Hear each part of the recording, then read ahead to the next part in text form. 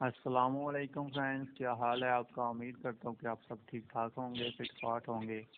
اور آپ کے برڈ بھی اچھی طرح بریڈ کر رہے ہوں گے۔ تو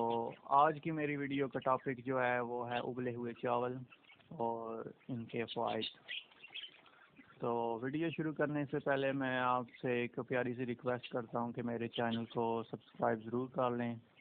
تاکہ میں آپ کے لیے اچھی نئی ویڈیو اور ٹاپک پہ بھی بنا سکوں، اور آپ اگر مجھے سپورٹ کریں گے تو میں اور زیادہ ویڈیو بناؤں گا اور آپ کی معلومات میں بھی اضافہ ہوگا، تو آپ کو بہت فائدہ ہوگا۔ تو آج کی ویڈیو جو ہے وہ ہے ابلے ہوئے چاول سے۔ تو ابلے ہوئے چاول کا بہت زیادہ فائدہ ہے، یہ ایک قسم کا بریڈنگ فارمولہ ہے بجری کے لیے کہ آپ ان کو اگر ہفتے میں 2 دفعہ ان کو ابلے ہوئے چاول دیں گے تو یہ انشاءاللہ بہت اچھی بریڈ کرنے لگ جائیں گے۔ اگر آپ نے کئی مہینوں سے یا سال سے رکھے ہوئے ہیں بجری جو بریڈ نہیں کر رہے آپ کے پاس، تو ان کو آپ آج سے یہ ابلے ہوئے چاول دینا شروع کر دیں تو وہ انشاءاللہ بہت جلد بریڈ کریں گے۔ چاولوں میں کیلشیم ہوتا ہے جو کہ مادہ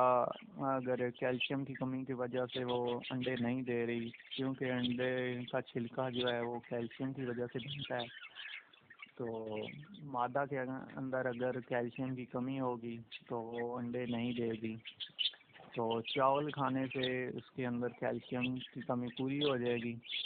تو وہ انشاءاللہ انڈے دینے شروع ہو جائے گی بہت جلد۔ اس کے علاوہ جب انڈوں سے بچے نکل آئیں گے تو ان کے لیے بھی بہت فائدہ مند ہیں چاول، کیونکہ یہ نرم غذا ہے، تو جب وہ مادہ بچوں کو فیڈ کرائے گی تو ان کو جلدی ہضم ہو جائیں گے اور وہ ان کے اندر بھی کیلشیم کی کمی نہیں ہوگی اور ان کے فار جو ہیں وہ ٹھیک نکلیں گے، تو اس طرح پھر وہ جلدی گروتھ بھی کر جائیں گے اور سائز بھی ان کا بہت اچھا ہوگا۔ تو اور ان کو آپ کیلشیم بلاک جو ہیں وہ اچھے یوز کرائیں تاکہ ان کے اندر کیلشیم کی کمی نہ ہو، اور دانہ کھا کھا کے یہ پھر اگر کچھ اور کھائیں گے ابلے ہوئے چاول یا پھر کوئی پالک لہسن اس طرح کی چیزیں آپ ڈالیں گے تو ان میں بھی کیلشیم ہوتا ہے، تو وہ بہت شوق سے کھائیں گے